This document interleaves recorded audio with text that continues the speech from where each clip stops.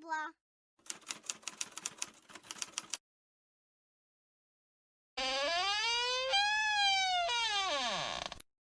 Ударение и снова звуки, или трансформация русских слов в коми-слова. В коми-языке абсолютно в каждом слове ударение падает на первый слог. Учитель, велодыш, цветок, джорич, ноутбук, ноутбук, карантин, карантин, коронавирус, коронавирус, айфон, айфон.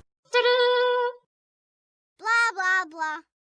В старинных коми-словах не было таких звуков, как «ф», «х» и «ц». Вместо «ф» произносили «п». Петук, партук, шкаф, копе. Петр, Вместо «х» говорили «к». Сакар, халат, калат. Вместо «ц» произносили «ч». Чиркуль, боеч, молодеч, конич. А также часто вместо «щ» произносили «ш», две буковки «ш». Например, теща, теща, прощение, проша и так далее.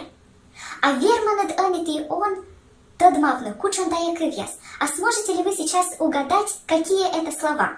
Телефон, айпон, конор, куавей, холодильник. Кодимет вачтадмалас, гижей улыджи комментарии ясын.